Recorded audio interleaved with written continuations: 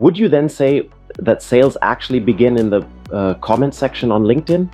The moving image really gets the views and also the attention and, of course, the right content in combination. And I believe that's exactly the difficult part.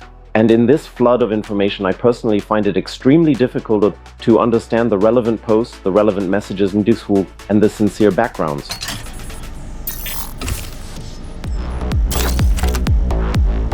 Welcome to a new edition of our podcast, Digital.Decoded, the podcast all about leadership, digitalization, AI, and sales. And as always, dear Mario, I welcome you, a nice conversation partner, dear colleague, to a new edition. And today we have a really exciting topic, in my opinion, namely, is social selling with LinkedIn the new CRM? First of all, I think that's a really bold thesis. And I believe I have an opinion on LinkedIn. You have an opinion on LinkedIn. Let's see if we can bring them together today, right, Mario? Yes, absolutely. Bold thesis.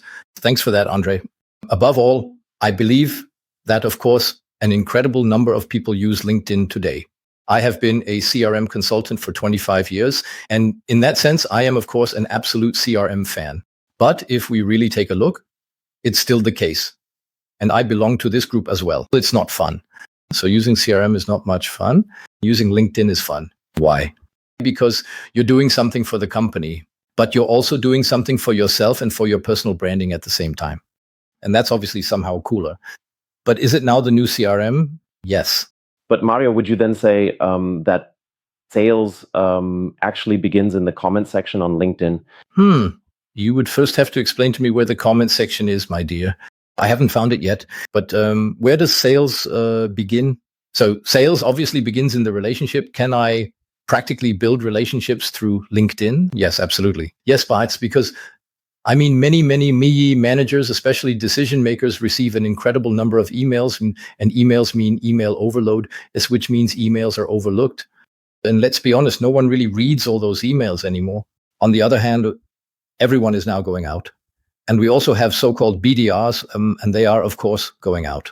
So business development representatives or sales. Development representatives, as they are called in our industry, and they are, of course, going out and trying to reach the decision makers.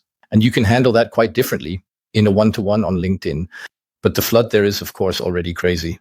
Well, speaking of flood, Mario, I have to be honest, I'm skeptical. Why am I skeptical? I receive some LinkedIn messages every day.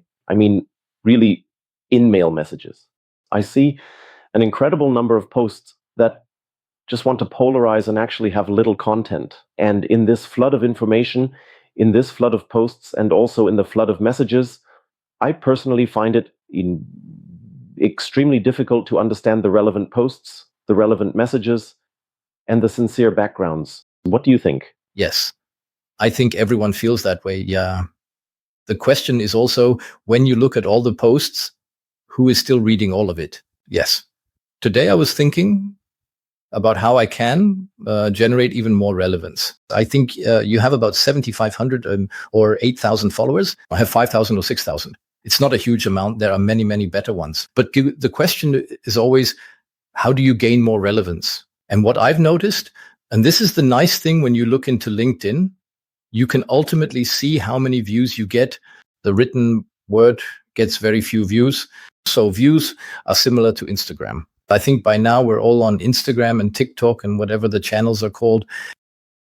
The moving image really gets the views and also the attention and, of course, the right content in combination. And that, I believe, is exactly the difficult part. But then I don't need a CRM system anymore, right? Well, CRM, who really needs CRM? No, kidding aside, you do need CRM. Those are two different things in my view. Because at the end of the day, many things you do on LinkedIn and perhaps exchange there, I might not want to have in the CRM at all. So CRM is something business related. And of course, I'm subject to that. In our previous episode, we also had topics like governance, regulations, and I'm really subject to these things now that I naturally have as a company. On LinkedIn, on the other hand, I also have from talking things like GDPR. I need to have opt-in, but I get those automatically. When someone confirms the contact with me, then I have an opt-in. And then I can, of course, communicate a bit more freely in principle.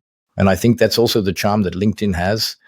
And I'll tell you again in a moment. I spoke with a chief architect in America from LinkedIn, and he once told me why LinkedIn doesn't inherently connect with Microsoft CRM. I found that quite interesting. We'll get into that in a moment, but I want to come back to one point. So I accept the point that CRM, a customer relationship management system like Dynamics, like SAP, or like Salesforce, etc., is of course something different from LinkedIn. I buy that immediately.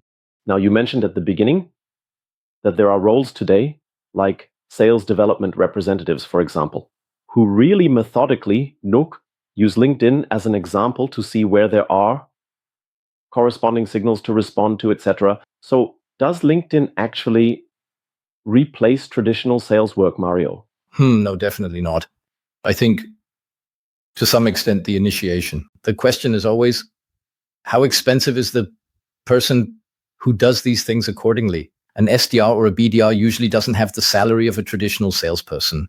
That means nowadays I put them in front to first generate a mass or in the form of leads or opportunities so that the expensive salesperson can take over once it's already pre-qualified. Yes, and that's certainly a point. But I have another theory for you, dear André. The question is, in the past, people always said CRM is dead. The question is LinkedIn already dead? I believe at the end of the day, I increasingly feel that LinkedIn is overcrowded. You get very little actual business out of it anymore. It worked at the beginning, especially during the Corona times, but by now it has really become difficult. And I have a bold theory for you now in contrast to your first theory. I say the letter is making a comeback. The letter is making a comeback. The handwritten letter, Mario. For example, exactly the personal letter. Why? Why do I have this theory? Or why do I support it? Quite simply, because when was the last time you really received a personal handwritten letter in your office, at home? To be honest, I can't remember. I completely agree with you. It's been ages. That's how it is. Yes, ages ago. And as you say that, I'm just thinking, what would it do to me? I would suddenly have a letter, whether handwritten or not. It would be something, Mario, that I would engage with. Exactly. And I would stand out from this mass, and I agree with you on that, from this mass of LinkedIn message posts. So now you said, isn't LinkedIn already dead? And I'm just thinking about that, to be honest, because we discussed at the beginning an incredible number of messages, an incredible number of people who, let's say, want to sell you SEO optimization for the umpteenth time or want to build a new website for you. But how do you really find out what is relevant for you as the recipient in this mass of information? And I'm asking myself this question right now, how do you, as a company, really stand out from this flood of information? Do you have a surefire method for that? No, there certainly isn't a surefire method, but it's the same as with our podcast here. I believe continuity is important and also consistently focusing on the same topics. So what I keep noticing, even when people approach you, first of all, you get approached. You know this too, André. People don't really engage with you personally. Yes, I've mentioned it before. I often receive inquiries, or rather tips on how to generate leads. Yes, we've been doing that ourselves as a company for 15 years. We brought that to Germany ourselves. So I don't need any tips there. I need tips in other areas. So that's the first thing. So how do you stand out? You really have to engage with the person you're dealing with. So also look, what have they posted at all? What does their company do? And so on. This classic research work. Just a quick interruption, Mario. This is important to me now. As a salesperson, you have to engage with the company, with the people. Exactly, but you do that anyway. You did that before as well. You used to engage with the company, with the concerns, with the challenges, with the market situation. Now it's easier to do that through LinkedIn. I agree with that because you have to continue doing it. Exactly. It's definitely easier. The other thing is there are two LinkedIns like everywhere. There is the regular LinkedIn, where you might also be a premium member. And then there's the so-called Sales Navigator. So let's call it LinkedIn Plus for now. Some of you might be familiar with it.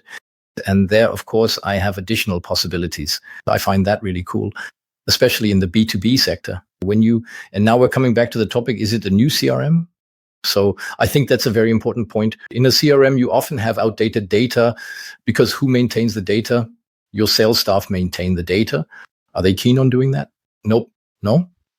I still wanted to tell the story about the person from LinkedIn, why it's not connected. LinkedIn is ultimately always maintained by the people themselves. That means you always have up-to-date data, even if, for example, someone changes companies or something else happens. Certain things you can, of course, carry over and also link. But at the end of the day, LinkedIn should still remain independent, and you also have an added value, a benefit. So all the posts also tell you something about the person. That means you also learn something. If you make the effort to engage with the person or the company, then you can learn something. And I understand that. And that is also my experience, Mario, to say that LinkedIn is firstly a source of information for me to get to know a company or a person better, to extract that information, to understand it specifically and perhaps better. And of course, to get impulses from other posts, to leave my opinion in the comment section, and to develop a conversation from that. In the past, we always said content is king.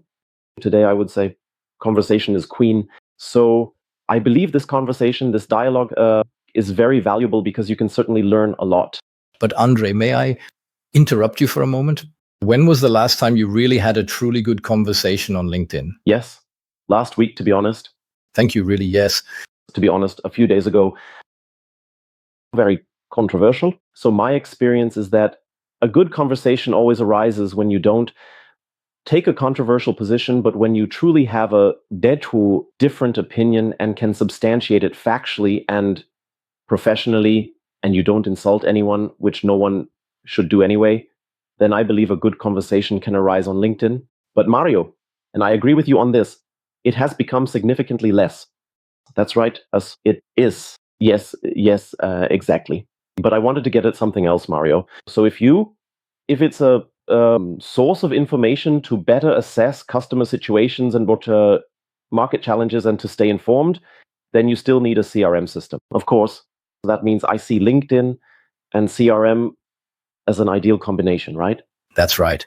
Exactly right. And that's why LinkedIn is always integrated with the major CRM players to a certain extent. You can, of course, synchronize a lead you identify on LinkedIn into the CRM, for example. But as I said, it's limited. LinkedIn doesn't want all the information to be transferred over. It's always a question of data protection, of course. That makes sense. But is it really the source for sales, and is it the new CRM? In my view, no, because we've already discussed the topic of process several times. If we imagine a process, a sales process, then LinkedIn is certainly more in the area of lead acquisition, lead funnel generation. And then I manage the opportunity in the CRM. But what is interesting from my perspective, and this is where the circle closes, in day is when I want to maintain the relationship with existing customers or increase penetration. For example, if I want to know, let's take a customer like Siemens. Siemens has tens of thousands of employees. And the question is, how can I get to know other employees? And I can really do that, more easily with LinkedIn than before. And there is, of course, a high level of transparency. Yes. But let's go back again. May I briefly return to my letter? Yes. I have another example for our dear listeners. Why? Why is it a letter? Hopefully not everyone will start doing this now, because then it won't work as it always does. You can see that on LinkedIn. But what I did, for example, at the beginning of the year, I didn't just write a letter. That would be too simple. But I sent out books. You do that too, André. And I noticed that when you link the book, the content of the book, we write technical books with your own activities. And when you really make a personalized approach, not just a pure mass letter, but really think briefly about you, the person you're sending it to, because it's something valuable. What can they get out of it? What could be exciting for them? And doing that personalized gets a great response. And I can totally agree with you on that. I've had the same experience. The downside is, of course, Mario, it's more time consuming. You have to take time for it. Yes, a lot. But it's much, much more time consuming, but of course, much, much more valuable. Because LinkedIn, that's also the new campaign machine in CRM, to put it simply. You can see right away. I often get some messages where even my name isn't properly included. I just click them away immediately. Yes, I feel the same way. And I think, how should I put it? LinkedIn is becoming a bit like, how should I say, a bit like Facebook or Instagram, I believe. And I mean, it's also up to the users not to use it that way. But well, yeah, of course, you can't influence or change everyone, but but I do see that LinkedIn has really changed for the worse. And therefore, I find your thesis that the letter is making a comeback quite good. Yes? So I believe that LinkedIn is a tool in this whole journey, in the entire sales process, but just a tool and not, as you nicely put it, the tool that can ultimately replace CRM.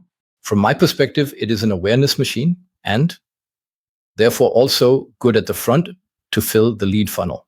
But on the other hand, I eventually realized myself that it's not just a social network, but that you really have to approach it systematically, stay engaged, and communicate regularly. We both have a newsletter on LinkedIn, which works very, very well from my perspective. And you've also mentioned conversations several times now. I really noticed that you can still reach people because not only the LinkedIn message is sent out, but also an email. And then you come back into the relevance set. Right, then you come into the relevance set and a discussion and conversation arise. By the way, I agree with you. In my last newsletter, I had a lot of conversations and received a lot of feedback that worked well. But Mario, today I have two more topics that I would really like to discuss with you. One topic is LinkedIn is a part of the sales process, Kai, as it doesn't replace CRM. We can check that off. Exactly. So from your perspective, let's say, ideal sounds a bit grand, but what does an ideal sales process look like where LinkedIn is at the beginning? Can you perhaps give some insight into that? Yes, gladly. I would like to start with a thesis. LinkedIn is the better CRM. Why? Because at the end of the day, sales thrives on contacts. Yes. And I, as a salesperson or any other salesperson, live off contacts and relationships. So first of all, you can maintain your network of relationships extremely well there, or rather it maintains itself. Yes. So that means you have an overview. I think LinkedIn is also well designed. Yes. So you get an overview there and you can really quickly extract the information. And that's where the sales process always begins, maintaining relationships and contacts. Yes. So that's the first thing. So then the second thing is, how do you get in contact? So can you manage, if you are in contact there accordingly and the person knows you, to also get in touch through LinkedIn messages? Yes, definitely. Yes. If you send them a campaign through CRM today, usually nothing comes back, right? But if, for example, we have events or something like that, then I send people a private message if I don't have a WhatsApp, for example. And then it usually works. You also get a response if it's specific and you know each other, right? So, and that's how the sales process begins from my perspective. To come back to your question, yes. So that's always the classic initiation. Yes. And then, of course, you find out what concerns the person, what they post, what are also topics that concern them. You can really read a lot from that and also learn in the conversation. And then you can, I would say, let the opportunity mature and also convert it. So and I think we need to differentiate again here. One is the B2B sales process. For that, it's great. For B2C, it doesn't help you at all or very little. Yes. That's where you're on Facebook. That's where you're on Facebook. But that means, I would say, the classic pipeline management, forecasting, everything that belongs to the different sales processes that are necessary. That's, of course, in the CRM and is not made obsolete by LinkedIn's capabilities, right? No. Absolutely right. And you also have, usually, if you're not importing the leads and you don't want all the junk in your CRM either, that's also important. Yes. So a lot comes in the form of leads. So I also have the LinkedIn Sales Navigator. What is sometimes suggested to me as a lead, I say, oh God, if I or my employees work on these, then we've done something wrong. Yes. It's really about being more qualified, also going through the individual phases. And a forecast, absolutely right, André. It has to be accurate or as good as possible. And you can't build that forecast on LinkedIn. So that's nonsense. Yes. The second topic, Mario, that I would briefly like to address is visibility. Yes, we talked about it earlier. You also said continuity is important through newsletters, through posts, etc., through interaction. And I also talked about it in my book, Digital Leadership Culture, that as a leader, please, not just a manager. Yes, it can also be subject matter leaders at the end of the day, that you need visibility in today's world where there are tools like LinkedIn that enable social selling. So you need a certain visibility that also creates trust on the other side. Now, for me, the crucial question is how do you manage to build this trust? Have you had any experiences with that? Yes. Well, as I said, the other person should evaluate it. But from my perspective, it is, well, I would never work with an AI, You can certainly do that. But at the end of the day, in my view, the quality suffers. And, or never say never, maybe in the future. But today, I wouldn't work with an AI because you still notice, even with the ChatGPT prompts, there are many things that are interchangeable, and ultimately, it's not what I consider truly right, And the other thing, so authenticity, Mario, right? Yes, yes, of course, authenticity, quality, and accordingly, also, I also don't believe in really flooding LinkedIn, but rather less is more. As long as it's the right content and at the right intervals, And the other thing is, of course, a CRM has a lot of cold data, as I would call it. Yes. And also to use LinkedIn as a complement to the CRM and to enrich this data accordingly, or to make the right approach. And so this combination, using data, authenticity but also following rules from my perspective, and not just posting for the sake of posting, that then you're successful. Yes, you can see that relatively quickly in the audience. But I have another story for you later. I'll remind myself again. I made a post about an airplane and it was super successful, and I have to tell you about it shortly. Great. I would suggest, Mario, that you tell that one at the end because I already know it. But for our listeners, it's definitely super exciting. I would like to wrap up and, of course, ask you again, if you have feedback, if you have questions, if you want to know more, but please feel free to reach out to Mario and me anytime. Like the podcast, comment, send us messages about what you think of it. Feedback is extremely important to us. And Mario, I take away that so social selling has not only arrived, but is a reality, obviously. But the interplay, Mike, between social selling and real traditional sales work is crucial. And the other thing I took away, and now we come to your story, is that LinkedIn is great for visibility, building trust, and gathering information. But on LinkedIn, sometimes things happen that you can't predict, right? Yes, that's exactly how it is. And that brings us back to the topic of authenticity. I'll keep the story short. I had a flight and there was a tragic event. Someone actually passed away on the flight. And interestingly, some people didn't even notice because it happened relatively far up front. And they got upset that the drinks were no longer being served, which was understandable from their perspective, but of course completely inappropriate. And now you have to imagine the following: the flight was then canceled, everyone disembarked again, and I stood there, and people had to rebook, and they continued to be upset, and so on. That moment occupied me so much that I captured it and briefly wrote about it in a post. That was 10 years ago, but even today, I still receive feedback on it because I clearly took a stand that it was, unacceptable how people behaved there, as it was disrespectful and in no way just to the deceased person. And even that, and you can see again how strong LinkedIn is in terms of virality and awareness. And it was simply an authentic post. I never thought I would get 20,000 or 30,000 likes or comments for it, but it occupied my mind at that moment. It was authentic. I did it. And in that sense, it certainly brought me a lot of awareness in the end, even though I didn't intend for it. Exactly. Even though it was a very personal topic, not a business topic. Also, LinkedIn is a business network, and yet it was being a very authentic, sincere post. So much attention. Interesting. And that's how it is sometimes in life. Thank God there was no sales process resulting from it, because I wouldn't have wanted that at all. But at the end of the day, I think it also shows, and we'll be discussing this in our next podcast, a little hint for you all. We're talking about humanity in business. Yeah. We'll also touch on this topic in the next podcast. And we're already looking forward to it together, dear André. In this sense, Mario, a nice closing word. Once again, thank you for the great conversation, for the insights. Thanks to you, the viewers and listeners. And I'm looking forward to the next episode with you, Mario. I'm looking forward to our guests. That's a little spoiler for you.